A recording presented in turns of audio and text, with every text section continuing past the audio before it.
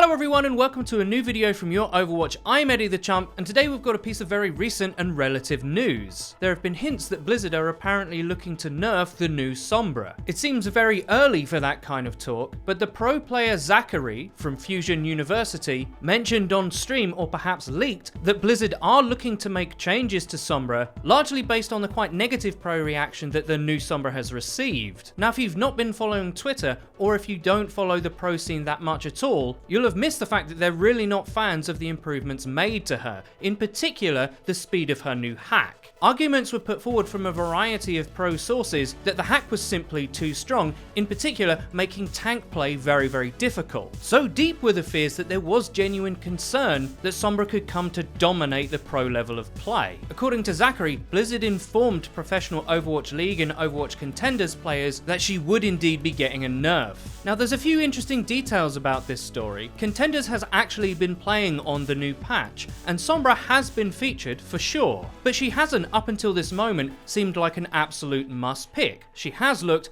if anything, like a strong option, but not a meta-defining hero like some may have feared. Another interesting factor is that thanks to a Jeff post on Reddit, we know that her win rate has apparently increased a tiny bit since her improvements, but she's still very close to the bottom of the offense category. We've actually made videos talking about the power of the new Sombra and whether or not we think she's overpowered. If you haven't seen those videos, the Cliff Notes version is no, not really, but it does depend on what context you're talking about. Is her new kit strong? Sure, but is it so strong that she becomes the de facto pick to go to and build your team around on every mode and every map? That's the part that we might struggle to commit to. You'll have to let us know what you guys think in the comments section below. Do you think she's overpowered? Does she warrant such a swift adjustment? Whatever the case may be, it does appear at least that the pros will be getting their own way. Zachary didn't mention when the supposed nerf would be coming, but if we had to guess, it would probably materialize before Stage 3 of the Overwatch League, seeing as it's that group of players that seem to have the biggest problem with her. If that were true, then we would never see Overwatch League pros utilize the faster hack. It sounds like a sizable chunk of them will be very glad of that fact. Now again, none of this information is officially confirmed, but it does appear that a Sombra nerf is at least a possibility. Moving on to another story from a few days ago that we didn't get around to talking about, Jeff actually posted the top 10 heroes at every level of competitive play up until the start of Season 9. Now, he actually posted this as a reply on a forum post that contended the meta was wildly different at different levels of play, and particularly at lower levels that you saw more heroes like Bastion far more frequently than you did anywhere else. Now, Jeff showed the hero pick rate stats to kind of debunk that assertion and illustrate that that's not necessarily the case. But actually, when looking at the lists, there are some very interesting conclusions to be drawn. The first is how popular D.Va is. D.Va is top in every list apart from Platinum and Diamond.